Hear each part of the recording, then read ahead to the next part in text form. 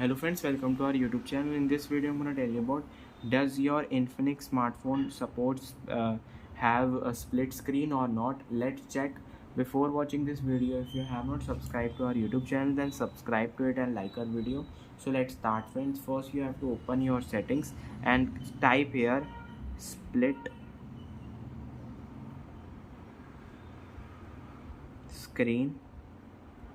You can check it in the settings also if it is there, like system,